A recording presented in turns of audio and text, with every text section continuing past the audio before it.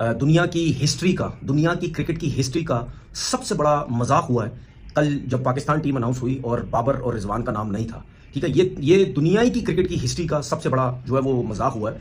अगर अगर मैं मुझसे ये पूछो ना कि जो फिक्सिंग होती है, स्पॉट फिक्सिंग होती है, उसमें भी आपकी जो बहुत बुरा हाल होता है। ठीक है ना।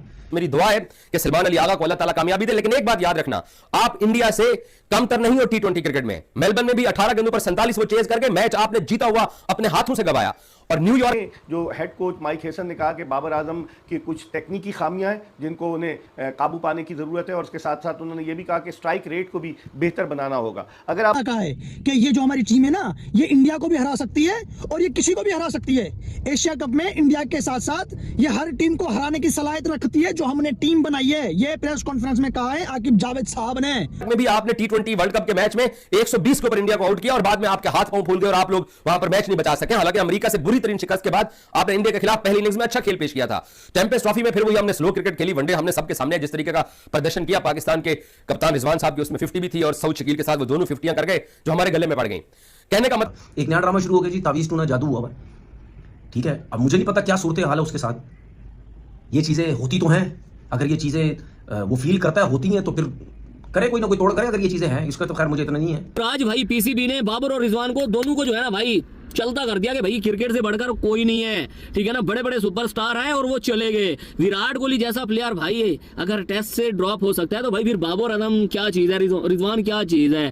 देखो भाई सीन ये है भाई, सबसे मतलब ये है कि पाकिस्तान की इस क्रिकेट को हमें अब सपोर्ट करना है। हम आगे की तरफ बढ़ रहे हैं और इंडिया को आप लोग ये मत समझिए कि वो ऑन पेपर एक बड़ी टीम है। नो डाउट वो बड़ी टीम है, वो भी अपने बड़े प्लेयर्स की अदम मौजूदगी में एक टूर्नामेंट खेलने जा रहे हैं। आप ना बाबर आजम का मुझे नहीं लगता कोई भला करने के चक्करों में है। मुझे लगता है कि आपका एजेंडा यह है कि बाबर आजम का ना बिल्कुल ही मक्कू ठप दो, इसको क्रिकेट से गायब करा दूं मैं। क्योंकि आप ऐसी अजीबो गरीब किस्म की लॉजिक्स लेकर बाबर आजम के लिए लाते हैं ना। ऑलराउंडर्स में हार्दिक पांड्या, अक्षर पटेल, शिवम दुबे, वाशिंगटन सुंदर। स्पिनर में कुलदीप यादव, वरुण चक्रवर्ती। फास्ट बॉलर 3 रखे जाएंगे, जसप्रीत बुमराह, अर्शदीप सिंह और हर्षित राणा। जय हिंद दोस्तों, नमस्कार दोस्तों। बाबर आजम और मोहम्मद रिजवान के पाकिस्तान टीम से बाहर होने के बाद तनवीर अहमद बुरी तरीके से पाकिस्तानी क्रिकेट बोर्ड पीसीबी पर भड़का हुआ है। क्योंकि दोस्तों बाबर आजम और मोहम्मद रिजवान को पीसीबी ने एशिया कप की टीम से बाहर निकाल फेंक दिया, जिसके बाद दोस्तों पॉर्की कह रहे हैं कि पाकिस्तान की टीम इंडिया से इस एशिया कप में बहुत बुरी शर्मनाक तरीके से हारेगी। तो चलिए दोस्तों आप लोग देखिए तनवीर अहमद ने आखिरकार क्या कुछ कहा बाबर आजम और मोहम्मद रिजवान को लेकर। तो उस वीडियो बहुत ही इंटरेस्टिंग होने वाली है, तो आप लोग वीडियो को लाइक करके चैनल को जरूर सब्सक्राइब करिएगा। आज फिर मैं कुछ डिटेल के साथ सारी बातें करूंगा क्योंकि दुनिया की हिस्ट्री का, दुनिया की क्रिकेट की हिस्ट्री का सबसे बड़ा मजाक हुआ है कल जब पाकिस्तान टीम अनाउंस हुई और बाबर और रिजवान का नाम नहीं था। ठीक है, ये दुनिया की क्रिकेट की हिस्ट्री का सबसे बड़ा जो है वो मजाक हुआ है। अगर मैं मुझसे ये पूछो ना कि जो फिक्सिंग होती है, स्पॉट फिक्सिंग होती है, उसमें भी आपकी जो बहुत बुरा हाल होता है। ठीक है ना, मैं शायद उस चीज को भी साइड पे कर दूं कि इतना बुरा हुआ है कि पाकिस्तान की क्या दुनिया की हिस्ट्री में इससे बुरी सिलेक्शन नहीं हो सकती। मैं ये जो सिलेक्शन है, ये मैं यंग प्लेयर्स के बारे में बात नहीं कर रहा। जो यंग प्लेयर थे ठीक है, उनकी सिलेक्शन हुई, होनी भी चाहिए थी, लेकिन आप ऐसे प्लेयर की आपकी सिलेक्शन नहीं हुई जो पाकिस्तान की क्रिकेट की हिस्ट्री की क्या दुनिया उसके बारे में बात करती है। और आप अभी रुक जाए, मैं पहले भी कह चुका हूं कि ये आगे चलने दे। आपके दुनिया के जितने बड़े से बड़े प्लेयर हैं वो सब इसके ऊपर बात करेंगे कि यार बाबर आजम क्यों नहीं है, क्या रीजन है बाबर आजम क्यों नहीं है। बाबर आजम के बारे में बोला जाता है कि जी वो आईसीसी इवेंट का इतना बड़ा प्लेयर नहीं है। आज जो पाकिस्तान ने टीम उतारी है इसको भी ये कहते हैं कि जी हमारी ये परफेक्ट टीम है, हमने बेहतरीन इंतखाब किया है। आई विश, मेरी दुआ है कि सलमान अली आगा को अल्लाह ताला कामयाबी दे। लेकिन एक बात याद रखना, आप इंडिया से कमतर नहीं हो टी20 क्रिकेट में। मेलबर्न में भी 18 गेंदों पर 47 वो चेज करके मैच आपने जीता हुआ अपने हाथों से गवाया। और न्यूयॉर्क में भी आपने टी20 वर्ल्ड कप के मैच में 120 के ऊपर इंडिया को आउट किया और बाद में आपके हाथ पांव फूल गए और आप लोग वहां पर मैच नहीं बचा सके। हालांकि अमेरिका से बुरी तरीन शिकस्त के बाद आपने इंडिया के खिलाफ पहली इनिंग्स में अच्छा खेल पेश किया था। टेम्पेस्ट ट्रॉफी में फिर वही हमने स्लो क्रिकेट खेली, वनडे हमने सबके सामने जिस तरीके का प्रदर्शन किया। पाकिस्तान के कप्तान रिजवान साहब की उसमें 50 भी थी और सऊद शकील के साथ वो दोनों 50 कर गए जो हमारे गले में पड़ गई। कहने का मतलब यह है कि पाकिस्तान की इस क्रिकेट को हमें अब सपोर्ट करना है। हम आगे की तरफ बढ़ रहे हैं और इंडिया को आप लोग ये मत समझिए कि वो ऑन पेपर एक बड़ी टीम है। नो डाउट वो बड़ी टीम है, वो भी अपने बड़े प्लेयर्स की अदम मौजूदगी में एक टूर्नामेंट खेलने जा रहे हैं। रोहित और विराट की एक अरसा परछाई रही है इंडियन टीम के ऊपर, अब वो नहीं है। हम रिजवान, बाबर और नसीम शाह के बगैर मैदान में उतरने जा रहे हैं। जैसे मैंने आपको बताया कि न्यूयॉर्क में भी आप इनके बिल्कुल करीब थे, मेलबर्न में भी आप करीब थे, और यहां पर भी आप इनको सरप्राइज दे सकते हैं। हमारी यंग टीम जरूर लड़ेगी और हमारी यंग टीम कामयाबी हासिल करने की सलाहियत रखती है, हमें इसको सपोर्ट करना चाहिए। बाबर आजम का ना होना, रोना धोना जितना हमने करना है हम वो कर सकते हैं, लेकिन आगे की तरफ मूव होना है। और बाबर को चाहिए कि वो खिड़की तोड़ के, दरवाजे को टांग मार के, लात मार के वो वापस अपनी टीम के अंदर जगह बनाए, परफॉर्म करके आए। इंडिया का स्क्वाड हमारे तक पहुंच रहा है वो ये है: कप्तान सूर्य कुमार यादव, अभिषेक शर्मा, तिलक वर्मा, शुभमन गिल, विकेट कीपर में संजू सैमसन, जितेश शर्मा, ऑलराउंडर्स में हार्दिक पांड्या, अक्षर पटेल, शिवम दुबे, वाशिंगटन सुंदर, स्पिनर में कुलदीप यादव, वरुण चक्रवर्ती, फास्ट बॉलर 3 रखे जाएंगे: जसप्रीत बुमराह, अर्शदीप सिंह और हर्षित राणा। ये है 15 रुपये स्क्वाड। अब इंडिया को 2 का रिलीफ और मिल रहा है। इंडिया को 2 का रिलीफ और मिल रहा है। सबको ही मिल गया। खैर इंडिया को क्या मिला, जो एशिया कप खेल रहा है उसको मिलेगा। नहीं, ऑब्वियसली इंडिया को नहीं मिल रहा, लेकिन अब सिलेक्शन कमेटी की बात करूं, भारत की सिलेक्शन कमेटी को रिलीफ मिला। वो तो 2 और ऐड कर सकते। अब उनको ये रिलीफ मिल गया कि अब श्रेयस अय्यर का नाम आ रहा था कि भाई आईपीएल में 175 का स्ट्राइक रेट। विक्रम चाहे जितना भी फड़फड़ा ले, ढूंढ नहीं पाएगा। We experiencing some doom.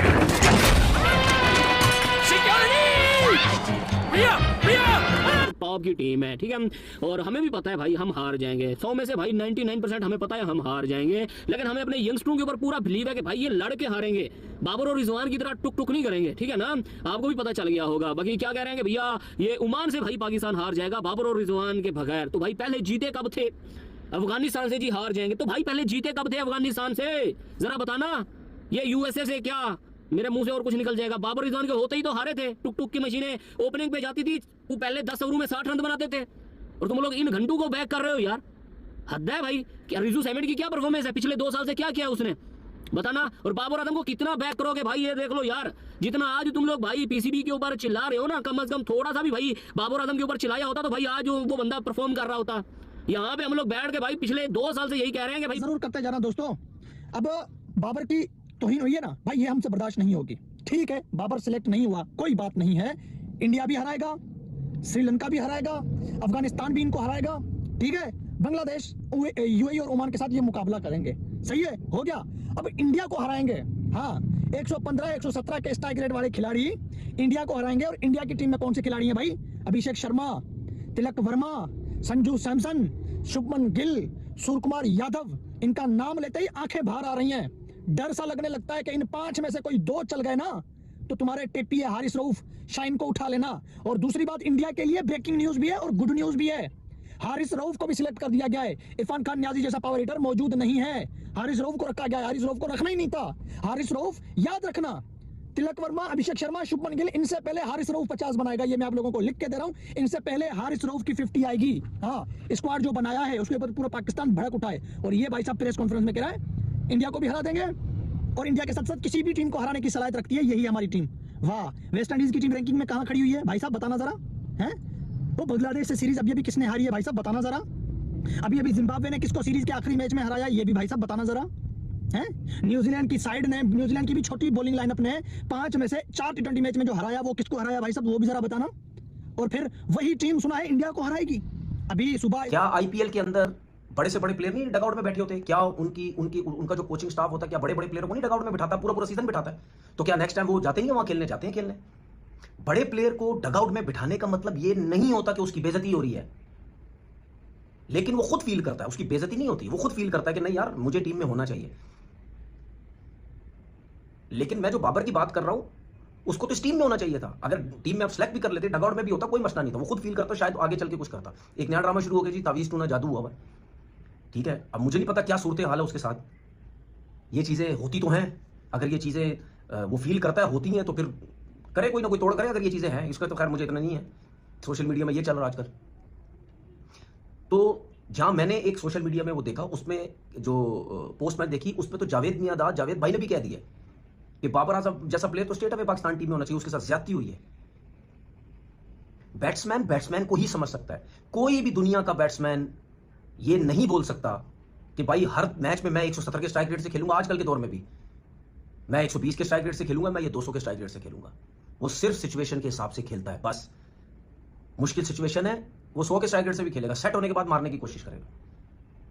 Bowler की साइकी बॉलर ही ज़्यादा समझ। दोस्तों आपने सुना तनवीर अहमद को, जिस तरह के दोस्तों पीसीबी ने बाबर आजम और मोहम्मद रिजवान को एशिया कप के स्क्वाड से बाहर किया, उसके बाद दोस्तों जमकर तनवीर अहमद रोना धोना डाल रहा है, क्योंकि दोस्तों तनवीर अहमद ने पहले कहा था कि बाबर आजम और मोहम्मद रिजवान को पाकिस्तान टीम में होना चाहिए, तभी इंडिया को पाकिस्तान की टीम टक्कर दे सकती है।